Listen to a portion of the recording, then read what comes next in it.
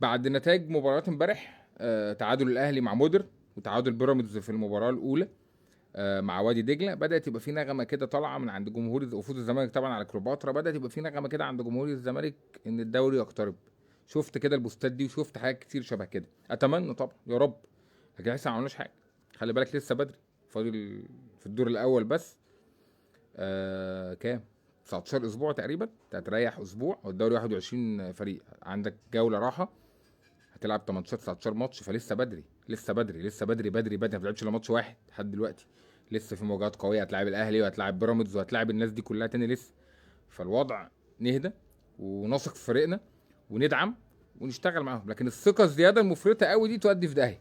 لا قدر الله مع اول دروب هتلاقي نفسك ايه رايح في حته بعيده قوي. فالكوره فيها كل حاجه. احنا بالنسبه لنا مطلوب مننا ندعم الزمالك لحد اخر نفس، ندعم المدرب زي ما قلنا، تجربه جديده، مشروع جديد، لعيبه صغيره، فريق لعيبه قديمه دخلت عليها لعيبه صغيره، محتاجين اندماج وانسجام وتجانس، والامور ان شاء الله هتروح لحته حلوه باذن الله. اتمنى ذلك. الهدوء ثم الهدوء. نصيحه لجمهور الزمالك اللي في المدرجات، اللي انا ان شاء الله واحد منهم: نهدى ونشجع فرقتنا وندعم فريقنا لاخر نفس. احنا مش عايزين نخسر جمهورنا، مش عايزين نخسر، مش عايزين نخش في معارك هنبقى احنا الخسرانين فيها مش حد تاني.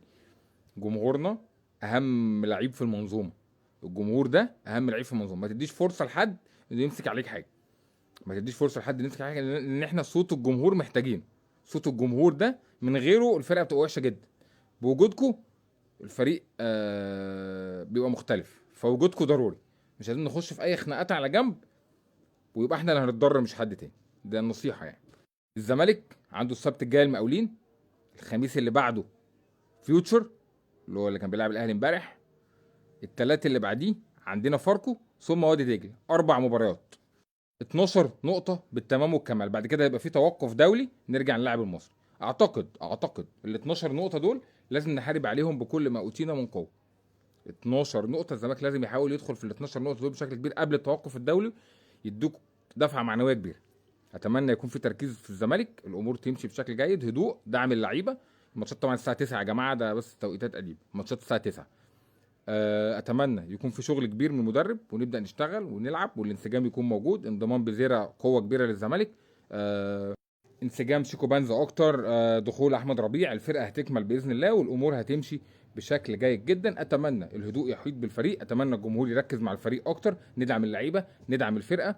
ان شاء الله ان شاء الله اللي جاي هيبقى احسن. موسم قوي جدا من اقوى مواسم الدوري السنه دي. اديكم شايفين الفرق عامله ازاي اول اسبوع. اعتقد الدنيا هتبقى صعبه جدا جدا، لازم تركيز 100%.